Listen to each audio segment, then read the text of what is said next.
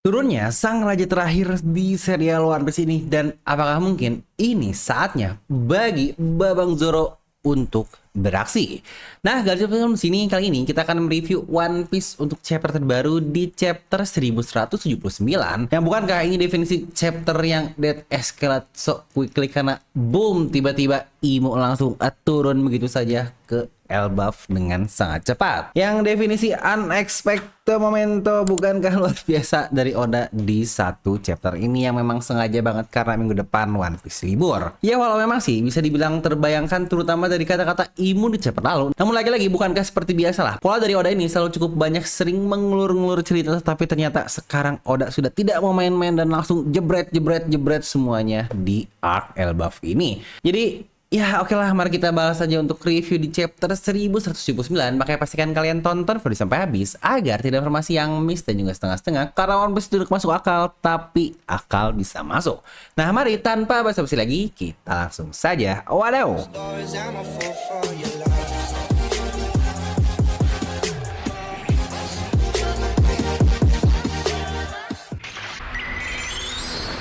Nah, di mana chapter 1179 sendiri memiliki judul Kedatangan dari Nerona Imo. Dan cover sendiri masih request nih, di mana Ace, Otama, dan Yamato yang sedang bermain dengan bayi-bayi hutan yang ada di Wano Kuning. Karena di sini pun kita melihat terdapat Mountain God nih di belakang mereka semua. Yang chapter sendiri pun langsung lanjutan dari chapter sebelumnya, di saat Imo yang bilang sendiri nih kalau dia akan turun ke dunia bawah, di mana para Gorosei benar-benar semuanya terlihat panik. Imo sama apa yang baru saja kau katakan. Jangan bilang kau ingin pergi ke Elbaf. Kumohon pikirkan ulang untuk orang sepertimu sampai turun ke dunia bawah seperti ini. Yang dari situ pun Garling tiba-tiba datang sambil berkata, bagaimana kalian semua bisa tenang? Apa kalian pikir Holy Land ini masih dalam keadaan aman? Yang lagi-lagi sedikit awot nih, nggak tahu dari kalian ada yang sadar atau enggak. Tetapi jika kalian lihat kursi yang ada di ruangan Gorosei ini, ada sedikit penambahan kursinya. Di mana sekarang kita melihat terdapat 4 kursi di ruangan Gorosei, yang apakah akhirnya Mars mendapatkan kursinya sendiri agar dia bisa duduk. Karena kalau kalian perhatikan dari awal kemunculan Gorosei, biasanya hanya Mars lah yang selalu berdiri dalam waktu cukup lama, di mana sesuai dengan urutannya Jupiter di kiri, lalu juga Nus Juro, sebelahnya Mercury, Mars yang berdiri di tengahnya, dan kursi di kanan diduduki oleh Saint Saturn yang sekarang sudah diganti oleh Vigarland Garling. Ya memang sih walau sekarang di sini Mars masih tetap berdiri di posisinya tersebut, tetapi di sini kita melihat terdapat kursi tambahan di antara kursi yang diduduki oleh Mercury dan juga diduduki oleh Saint Saturn sebelumnya di bagian kanan. Nah, di sini pun Garling melanjutkan lagi dengan kembalinya Shamrock. Beberapa hal sudah bisa kita redakan, tapi apa kalian berpikir hanya untuk duduk di sini dan tidak melakukan apa-apa? Pergerakan di dunia bawah masih terus terjadi. Pemimpin macam apa kalian kalau bahkan tidak bisa mengisi perut orang-orang kalian sendiri? Yang wow, bukankah Vigarland Garling kata-katanya sangat mantap banget? Pemimpin apa yang membiarkan rakyatnya kasarnya bisa kelaparan di tubuhnya tersebut? Yang bukankah kata-kata sangat oke dari Garling ini? Dimana dia belum lama menjadi Gorosei tercapai udah bisa ngebacotin Gorosei yang lain. Garling pun menambah apa yang kita butuhkan saat ini adalah kekuatan militer untuk membawa dunia lebih terkontrol. Dan ketika Garling ingin menjelaskan tentang markas angkatan laut, namun tiba-tiba telepon pun berbunyi pada Garling dan itu adalah Vegapunk York. Dia berkata, Garling, di mana makananku? Ini bukanlah kehidupan dari naga langit yang aku impikan. Di mana Garling pun menjawab, aku sudah bilang padamu York, Holy Land sedang dalam keadaan kesulitan suplai makanan. Dan satu hal yang kita perlu selesaikan adalah Mother Flame. Jika kau ingin hidup seperti para naga langit, maka cari cara untuk memproduksi energi tersebut sekarang juga. York pun masih kesal karena di sini pun dia kelaparan dan merasa ini bukan yang dijanjikan. Yang bukankah dapat dikatakan York ingin menjadi seorang naga langit di waktu yang salah sekali. Di sini Garling pun menambahkan lagi, bukankah kau pikir juga tubuh aslimu Vegapunk adalah seorang pengkhianat? Jadi kau setidaknya harus bertanggung jawab atas hal tersebut. Dimana bagian menarik yang mungkin banyak dari kalian gak sadar adalah lokasi York ini sekarang sudah di Marijois. Hari sini kita bisa lihat bubble chat dikatakan kalau York berada di Marijois dan terlihat bahwa di sini pun namanya Marijois Labopes Power Plant, yang berarti apakah benar-benar Mother Flame sudah dibawa ke dunia atas alias ke Marijois ini? yang gila sih gimana cara ngebawa Labo Pes sebesar itu. Garling menuduk dan berkata kepada rekan Gorosei-nya, bencana benar-benar terjadi di mana-mana semuanya setelah kemunculan dari Nika. Dan War Curie pun merespon, apakah ini semua kebetulan atau hal yang memang tidak terelakkan? Dan Jupiter pun menambahkan lagi, tetapi Imu sama, kalau lebih baik tidak meninggalkan Pangea Kastil, kita akan menurunkan Admiral langsung ke Elbaf. Di sini pun Nusjuro terlihat menentang saran dari Jupiter dengan bilang, kalau saya sendiri akan menentang saran tersebut. Mereka ini sekarang sudah terlalu banyak hal yang harus mereka urusi.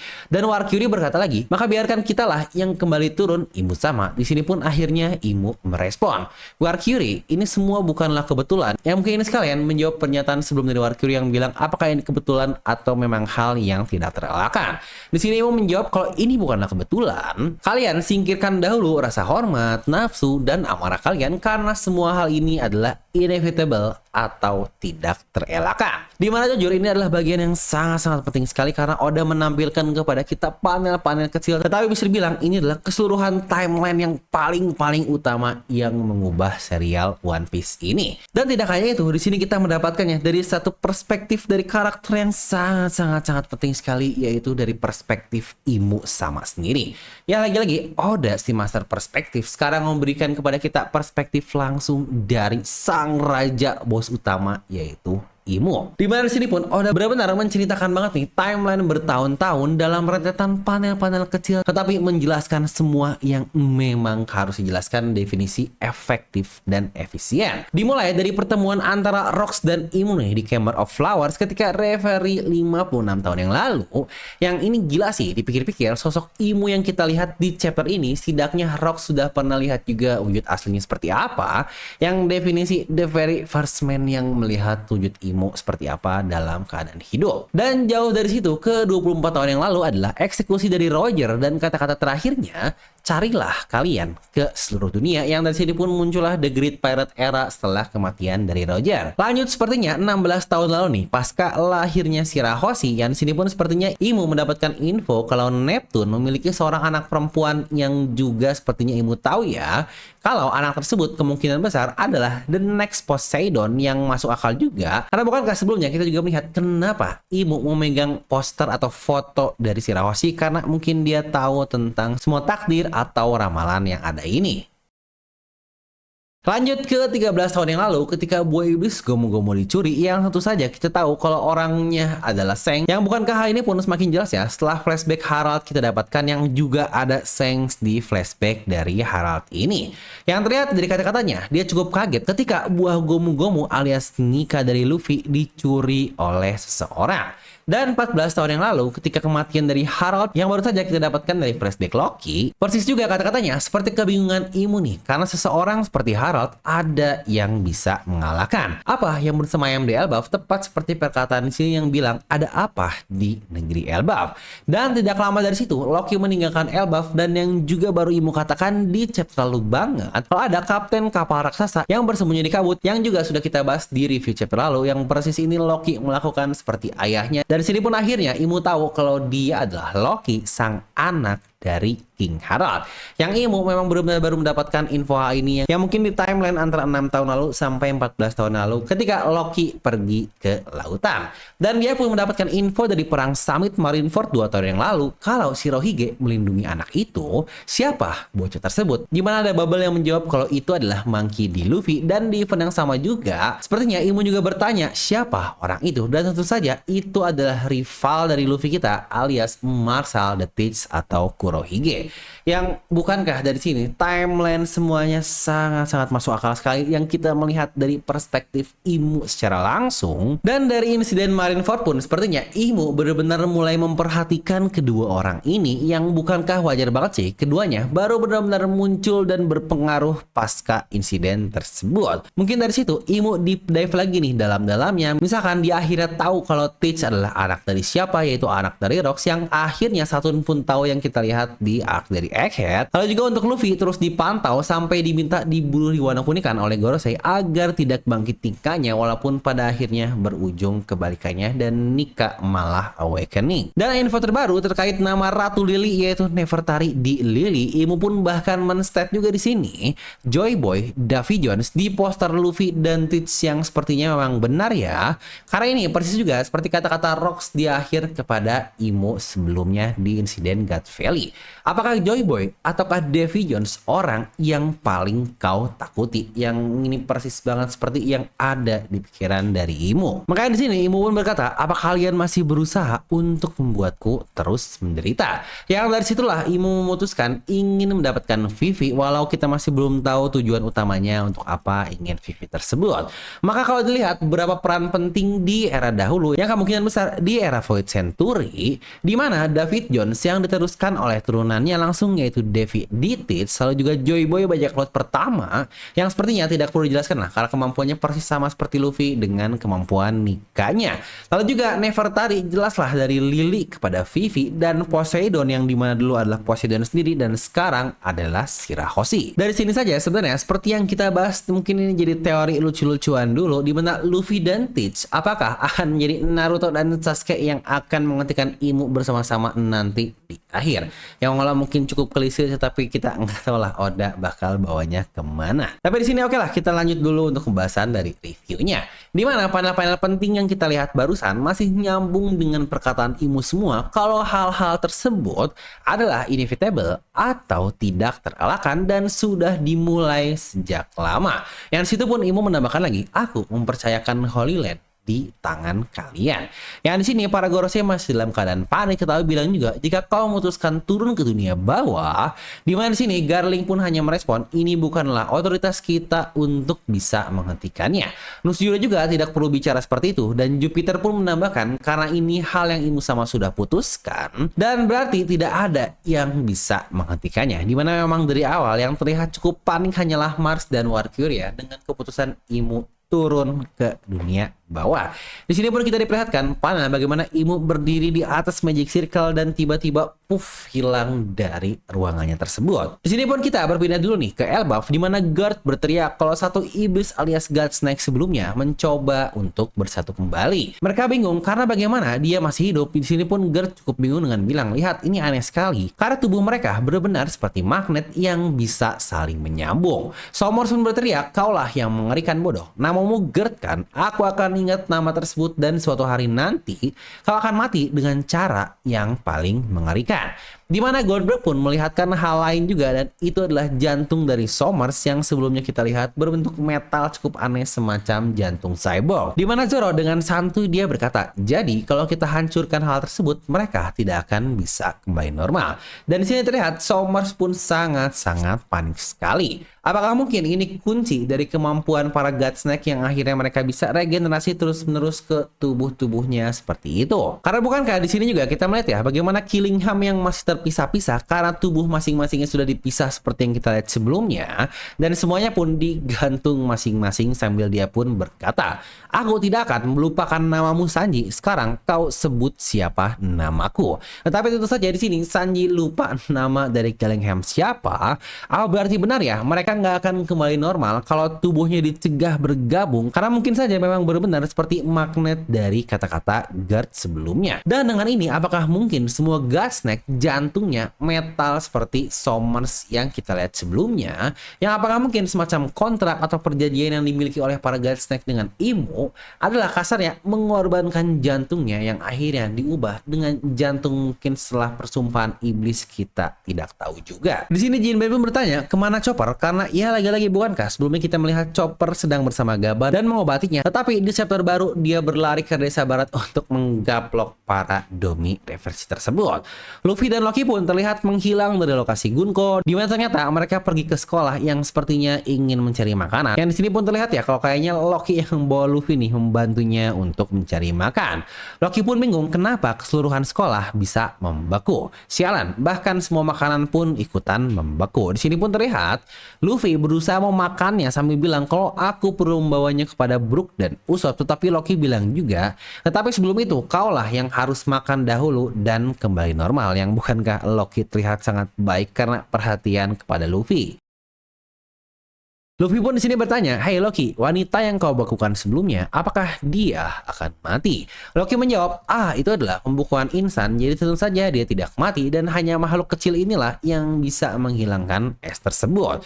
Dia tidak akan bisa kemana-mana, jadi kau jangan khawatir." Yang lagi-lagi di sini kita melihat bagaimana Ragnir juga makan es batu yang kesulitan memakannya yang sangat-sangat lucu sekali. Dan tepat saat itu, Nami melihat ke arah kastil, mungkin dia merasakan aura yang aneh kali ya. Dari perubahan cuaca yang mungkin terasa oleh Nami dan tiba-tiba boom, langsung muncul asap hitam raksasa di depan sana. Dan tidak lama setelah itu muncul lagi 4 pilar asam hitam lainnya, dan jelaslah ini persis seperti kemunculan Gorosei lalu di Eke, tetapi di sini kita mendapatkan 5 pilar yang sangat besar yang di tengahnya berada kastil Elbaf dari asap hitam tersebut. Yang harusnya untuk targetnya jelaslah lokasi Magic Circle sebelumnya yang kita lihat di daerah tron dari kastil Harald tersebut. Dari sini terlihat simbol Magic Circle yang muncul di atas langit dari kastil Elbaf, yang definisi ini gede banget Magic Circle-nya. Jangan lupa di sini kita membahas konteks dan skala dari pasukan Elbaf yang sangat besar. Itu pun sudah sangat besar sekali untuk Magic Circle-nya. Dan jangan lupa apalagi untuk ukuran manusia biasa yang melihatnya ini sangat-sangat besar sekali. Nami yang panik dan Franky Sanji pun akhirnya datang untuk melihatnya, di mana terlihat efek dari Magic Circle tersebut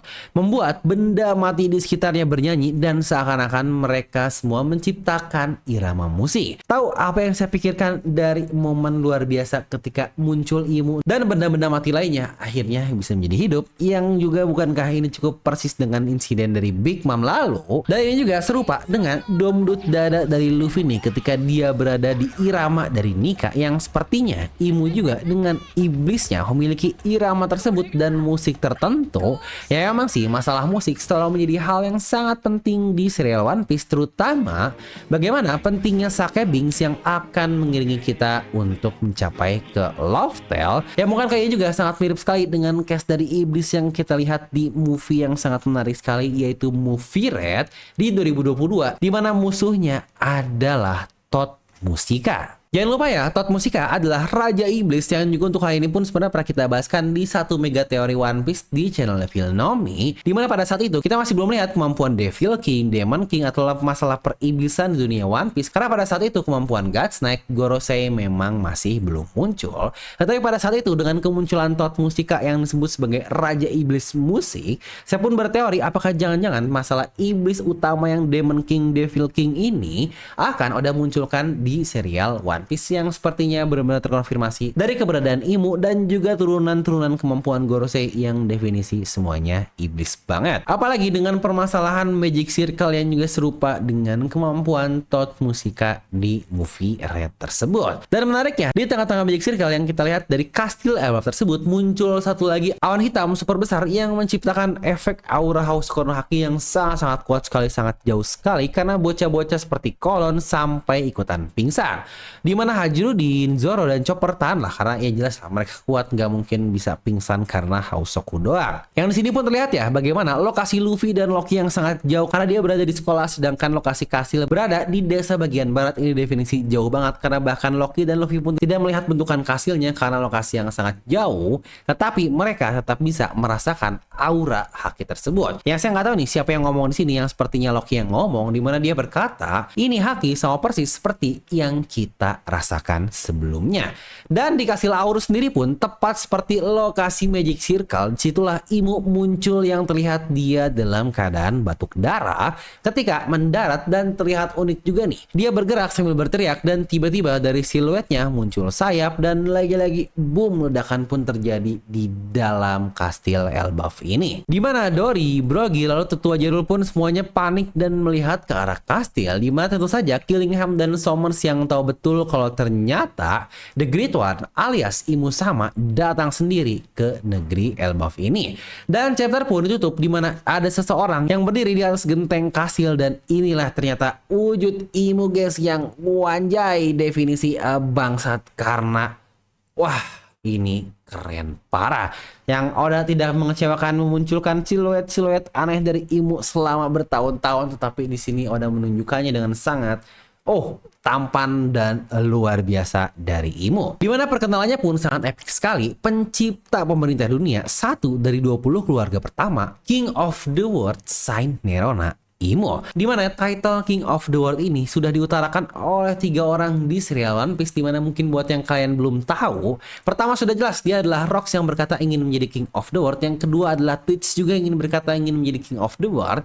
Dan yang ketiga adalah Bagi bilang ingin menjadi King of the World.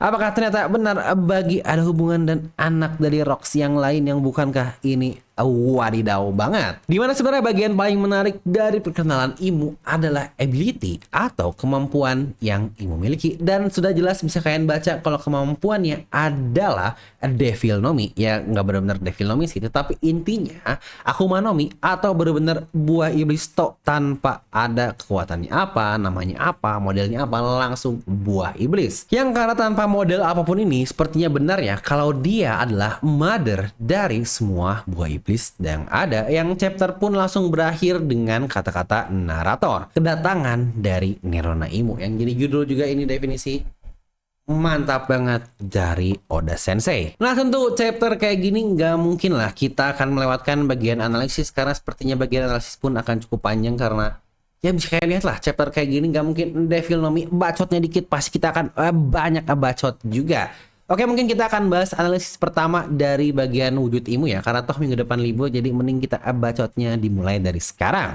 Dimana dari wujudnya sendiri yang perlu kalian perhatikan, Imu berdiri di atas kastil Elbaf dan dia semacam jongkok aja posisinya atau skalanya sudah sebesar itu. Maka dari wujud ini seharusnya dapat dipastikan jika tidak lebih besar dari Ancient Giant, Imu setidaknya sebesar Ancient Giant sendiri, yang definisi ini sangat besar banget. Di pula di sini memiliki rambut putih panjang, kulit berwarna gelap, yang sebelumnya kita lihat ada sayap, tetapi ternyata ketika di bagian akhir tidak terlihat sayapnya sama sekali. Yang kalau dari spesifikasi seperti itu, bukankah seharusnya dia memiliki ras atau mungkin bagian dari Lunarian juga? Karena bukankah dari semua karakter yang ada di One Piece ini, dimana di sini saya membicarakan masalah manga atau gambar komik ya, bukan anime live action dimana banyak orang yang berkulit berwarna hitam. Di sini di manga hanya ras Lunarian lah kasarnya Oda menggambar dengan tone warna kulit berbeda dibandingkan semua karakter lainnya. Yang untuk hal ini pun udah sering banget lah kita bahas di teori Devil Nomi terkait karakter yang memiliki warna tone unik, yaitu hanya Lunarian saja. Dan terkait ilmu Lunarian pun sebenarnya pernah kita bahas cukup lama, hampir 2 tahun lalu di Mega Teori channel Devil Nomi. Mungkin bisa kalian lihat nanti di video ini, akan coba saya tampilkan screenshotnya, mungkin bisa kalian lihat juga. Dimana beberapa alasan atau teori kenapa saya berpikiran seperti itu sejak lama, karena ini ada hubungan dengan Ancient Weapon yang sepertinya hanya ras tertentulah yang mungkin bisa mengendalikan Ancient Weapon ini. Yang mungkin setelah video ini kalian bisa tonton lengkapnya kenapa saya berpikiran kalau Imu adalah Lunarian di satu video itu. Tetapi rasanya tidak hanya Lunarian toh, karena dari ukuran tubuh Imu yang sepertinya cukup besar, karena bahkan sebesar ras raksasa, dia juga punya tanduk besar seperti Loki. Walau mungkin kalau kita melihat dari lekukannya cukup berbeda ya. Dimana untuk Imu ini lebih banyak lekukan, untuk tanduknya mungkin seperti es berbentuk di sini, ya definisi tanduk iblis lah. Berbeda dengan tanduk dari ras raksasa kuno seperti Loki atau Harald. Makanya bisa jadi Imu ini adalah campuran dari ras atau bahkan ada monster lain yang kita nggak tahu akhirnya memang memiliki wujud seperti Imu tersebut. Tetapi sebelum itu kita lihat juga ya, dia menggunakan semacam jubah dengan adanya ekor iblis yang dulu kita lihat sempat menusuk tubuh dari Sabo. Lalu terlihat nih semacam ada awan hitam yang mengelilingi tubuhnya. Bedanya terdapat mata di awan hitam tersebut, di mana mata-matanya persis seperti mata Imu yang cukup unik, dan dia pun di sini terlihat membawa senjata. Ya benar, senjatanya untuk bagian bawah adalah pisau berbelok, dan bagian atasnya yang apa itu? Bukankah cukup aneh juga karena bagian atasnya semacam awan yang terpisah dari bagiannya ini. Yang terlihat kayak gini jujur menurut saya cukup mirip seperti tongkat dari Monkey King yang sepertinya kegunaannya pun sangat luar biasa. Yang dari wujud sendiri terlihat ya, di mata kiri dan lengannya semacam ada tato mata garis yang definisi ini mantap banget. Definisi Imu good looking yang tampan banget di wujudnya akhirnya terlihat seperti itu. Dan sini pun kita melihat bagaimana bibirnya mengeluarkan darah, karena ya ketika dia sampai di banyak sirka Elbaf, dia pun memuntahkan darah yang sepertinya efek kekuatannya untuk turun membutuhkan energi yang cukup besar juga. Dan terkait Imu ini cowok, itu pun bukan hal aneh karena juga sudah kita bahas berkali-kali di Devil Nomi.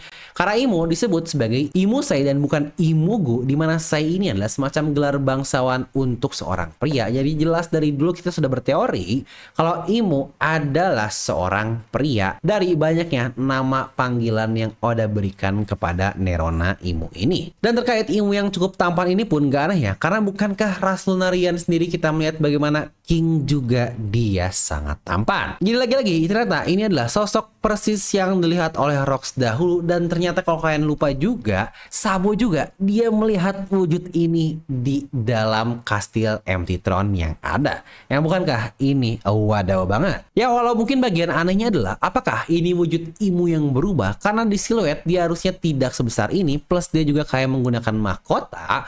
Lalu kenapa di perubahan pertama kita melihat masih siluet tetapi bisa memunculkan sayap besar di bagian punggungnya, dan sekarang di wujud yang kita lihat ternyata kok sayapnya ini hilang? Apakah mungkin ini semacam part dari kemampuan buah iblisnya di Akuma no Mi tersebut, yang mungkin juga seperti Zoro, apakah ada mode hybrid, mode manusia biasa, dan juga mode iblisnya kita masih belum tahu. Yang definisi kemunculan Imo ini sangat-sangat gila sekali, karena saya ingat sendiri ketika awal muncul Goroshi di Egghead itu pun sudah sangat epic sekali. Yang gak nyangka aja Imo definisi Oda munculkan secepat ini. Ya walau memang diharapkan tetapi enggak secepat ini, tetapi ketika Oda munculkan, wah, ini sangat luar biasa. Yang sebenarnya dari chapter lalu pun emang kita bisa bilang ya, kalau Elbaf ini mau ditutup dengan hal epic, maka butuh musuh yang oke dan luar biasa. Yang sebenarnya Imo melalui Gunko pun itu sudah cukup oke, walaupun memang berakhir dengan sangat cepat karena hanya satu chapter doang kemarin kita lihat langsung selesai.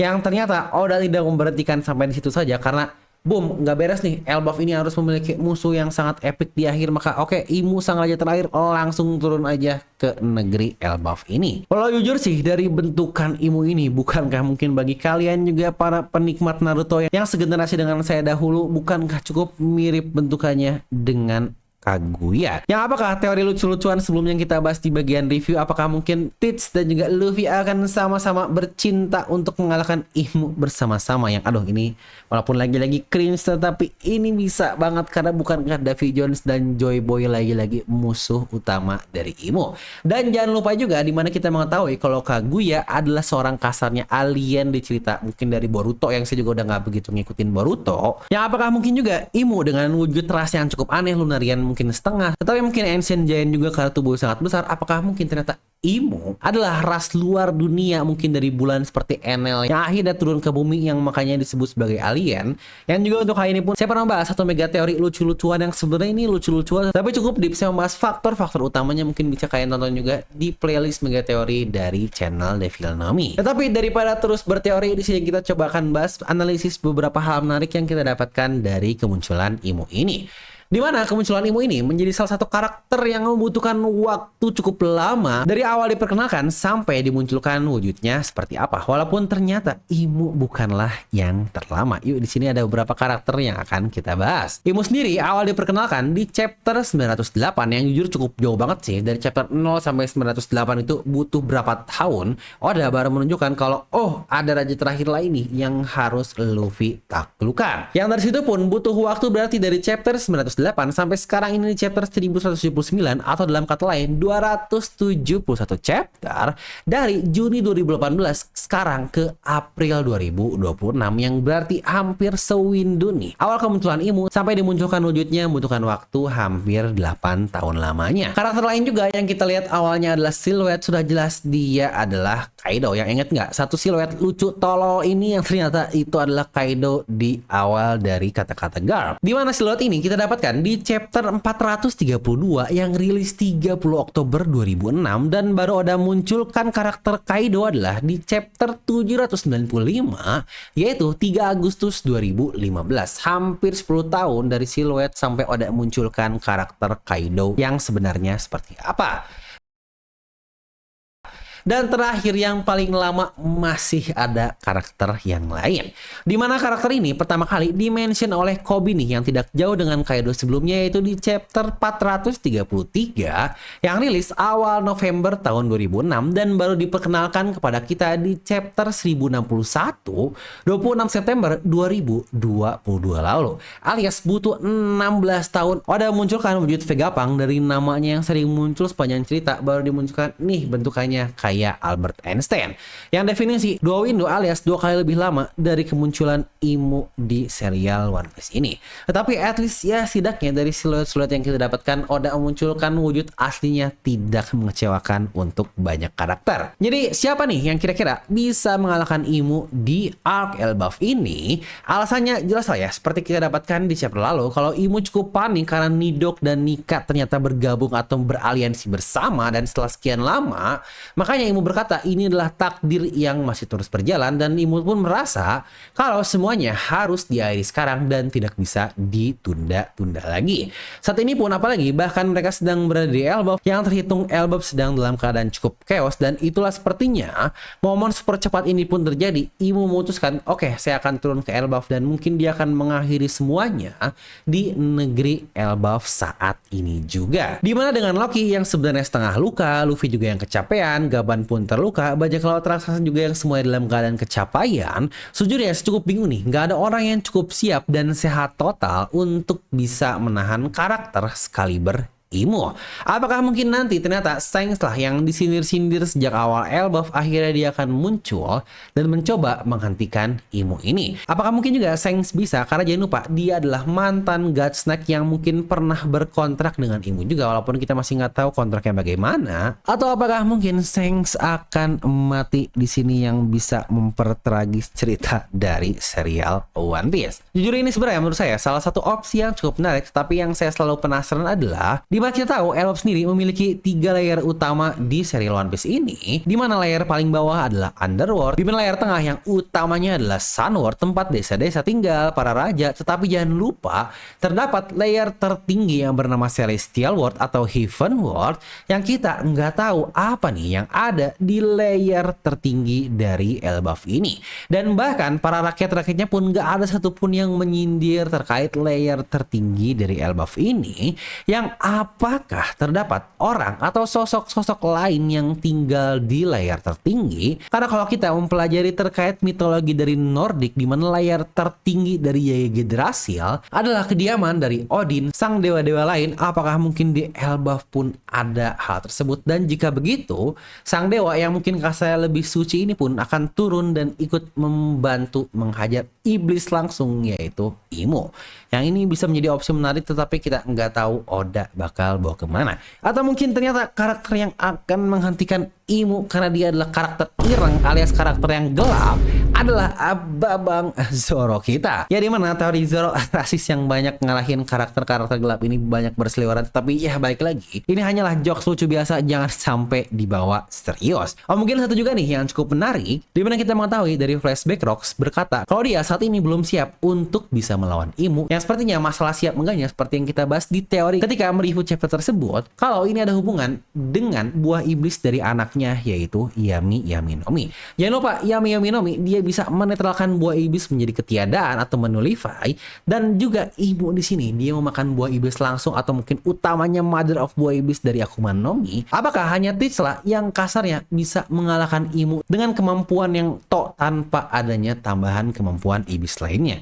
Yang bukankah ini menjadi sangat menarik sekali. Tapi ya oke lah, itu aja untuk video review kali ini. Yang akhirnya nih, kali ini kita mendapatkan video panjang lagi karena banyak dari kalian yang minta, "Bang, ayo dong videonya panjang lagi sampai 30 menit lebih." Karena sebelumnya kita hanya beberapa menit doang. Yang sekarang videonya panjang, gimana nih? Editor harus ngedit lebih panjang gara-gara kalian ini. Kalau memang saya aja nih yang pengen ngebacot.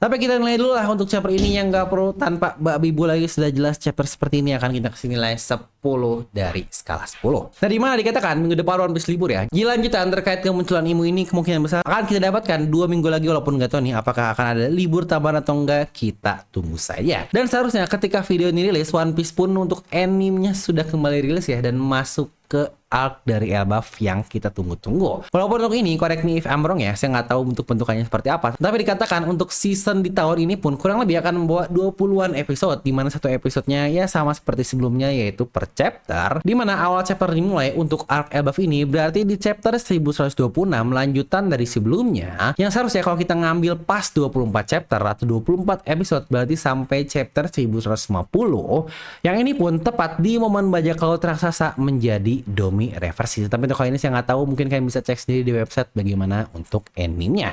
Yang apakah sampai situ atau mungkin biar pas banget nih pihak Toei seasonnya sampai sebelum flashback dari King Harald, jadi biar pas lah untuk tahun depan di season selanjutnya dimulai dari flashback King Harald, Rocks, God Valley yang boom sampai kemunculan Imo ini bakal epic banget. Nah jadi oke, itu aja untuk satu video kali ini. Like aja video yang kalian suka, disaja kalau suka, jangan lupa subscribe dan juga share ke teman kalian. Gue Devil pamit and I'll see you guys next time.